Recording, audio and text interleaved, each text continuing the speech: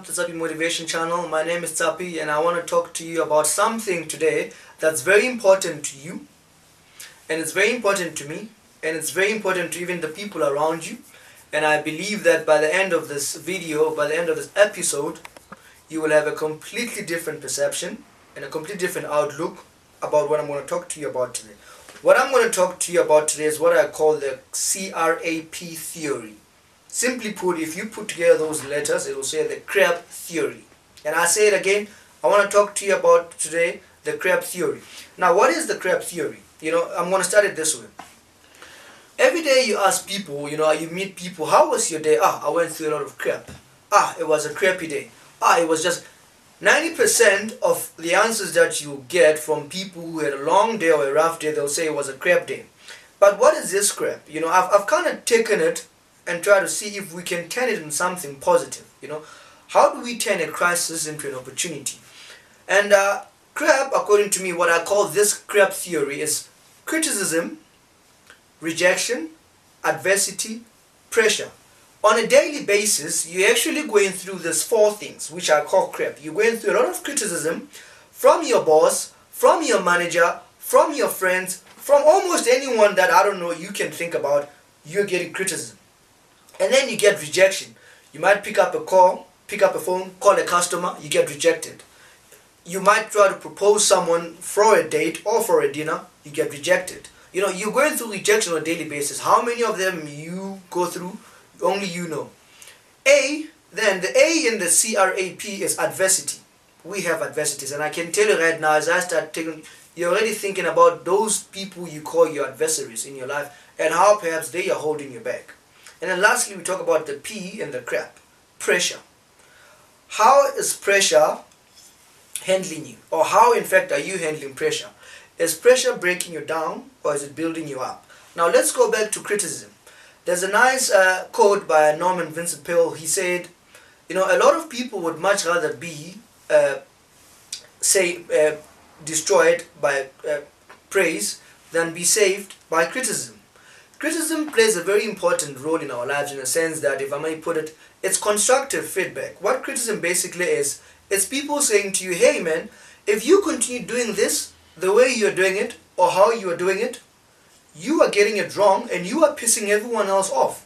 Think about it. If you were driving in the morning going to work and then you start driving on the yellow line and you're almost now heading into another person's lane, what is that person going to do? He's going to criticize you. And how does he do that? He swears at you, he shouts at you, he runs at you. Basically, that is criticism. That is what you go through on a daily basis. You get criticized. But how do you then use this criticism constructively in your life? You realize that, think about it this way. If you think about criticism as a yellow line in your life, then you're able to use it to keep you in the lane that you're supposed to be in order to help you to reach your destiny safely. If you start thinking about it that way, then you are thinking about it right. If you think about criticism as constructive feedback, as something that you can use positively in your life, then you are coming to that direction. Sometimes if you think you're still criticized even when you're in your path, just have this attitude. Think of criticism just as a speck of dust on your shoulder.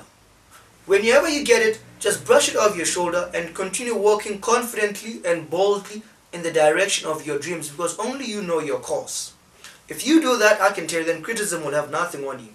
But you can either use it positively or you can brush it off and continue in the direction of your dream. Secondly, rejection. I hate rejection. I personally hate rejection, although I go through a lot of rejection because I come from a sales background. And you probably have been through a lot of rejection. But what does rejection mean to you? How do you interpret rejection? What meaning do you give to rejection of any of some sort? When you get rejected, how do you feel? How do you respond to it? Do you respond to it negatively? Do you break down? How does rejection really affect you? And if it affects you negatively or it affects you badly, then you need to change that. You need to start realizing that there's always a strategy to overcome rejection, and the strategy is resilience. Now you have rejection that you get, and now you have the strategy to overcome rejection. That is resilience. I always tell people that there's a story that I once read. It was about in the the San Francisco gold rush that I heard about. Apparently the word no, back then, it was never really a word. It's just that it had lost meaning over the years. No just means next opportunity. It's not over yet. So whenever you hear the word no, which is in fact the word, which is one of the words we hear when it comes, when you know that you're rejected, you hear the word no. No just means try the next opportunity. It's not over yet. It's not a rejection. It's a guidepost to say to you, there's no opportunity for you here. Go and try another opportunity somewhere else. It's something that Richard Branson, that's very nice, he said, opportunities are like buses. There's always the next one coming. Just because you've missed this one, it doesn't mean it's over. There's the next one that's coming for you. It's not over yet. And when you use that, and when you use resilience to overcome rejection, you are taking a step forward in life. You are taking a giant leap into reaching out for the stars and holding on to your dream, which is quite great.